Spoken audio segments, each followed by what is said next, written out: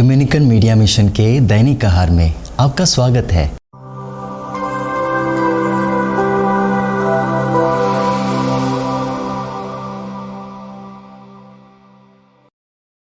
सबों को जय यीशु।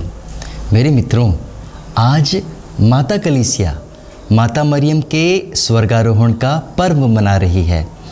यह पर्व हमारे लिए बेहद ज़रूरी है। इसका मतलब है माता मरियम शरीर के साथ स्वर्ग में उठा ली गई थी। क्या कारण है?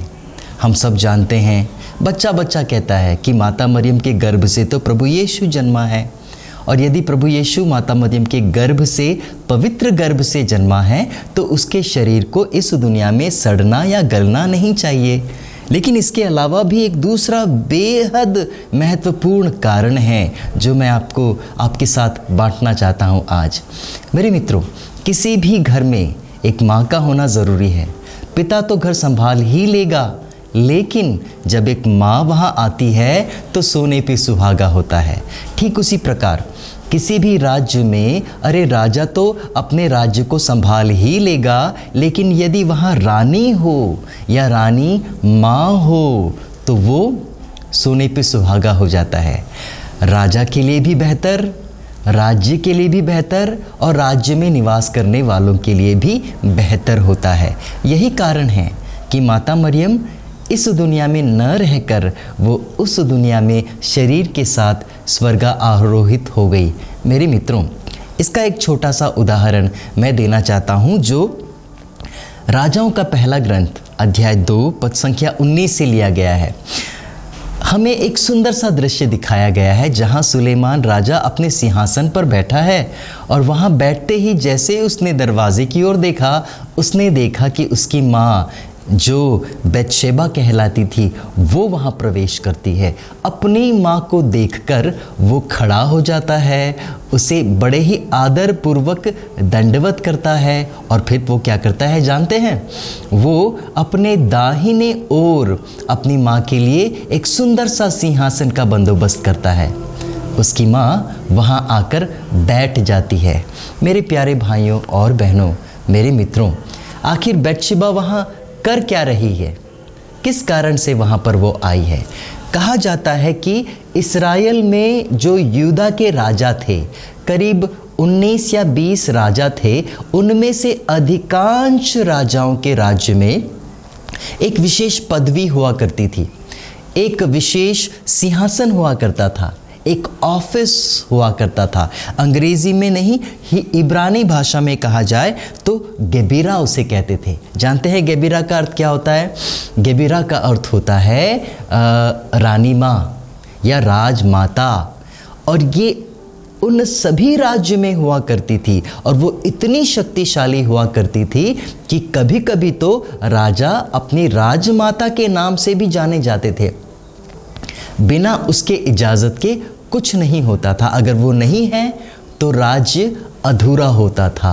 जी हाँ मेरे प्यारे भाइयों और बहनों, अब इसी बात को अपने मन में रख के बेतशेबा के बारे में सोचिए। बेतशेबा वहाँ क्यों आई थी?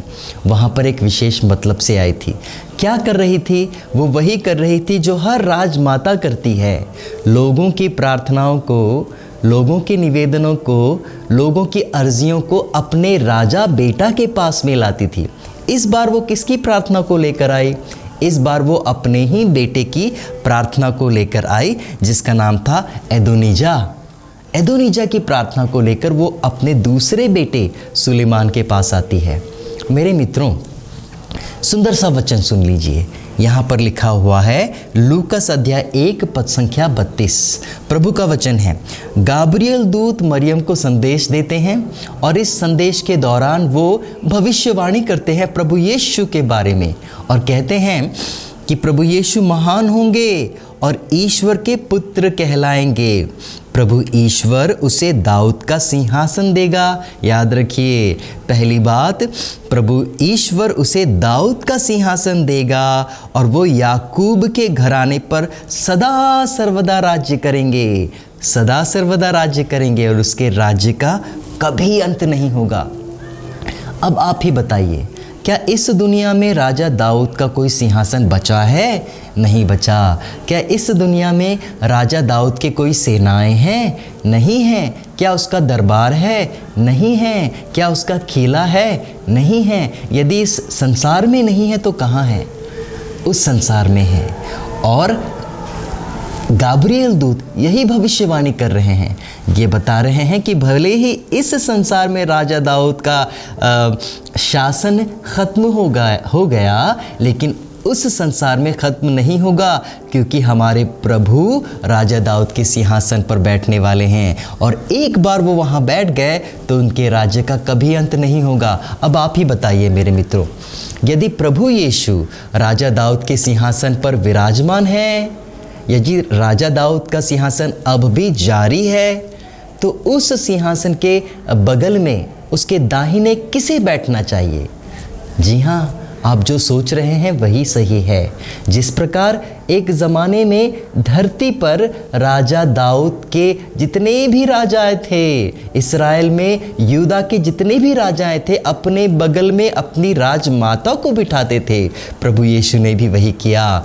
उसने अपनी राजमाता को अपने दाहिने बिठाया हुआ है। और वो वहाँ कर क्या रही है? वो वही कर रही है सबसे महत्वपूर्ण काम जो हर राजमाता करती थी। वो है अपने राज्य के निवासियों की अर्जियों को, राज्य के निवासियों की प्रार्थनाओं को, निवेदनों को अपने पुत्र यीशु तक पहुँचाना।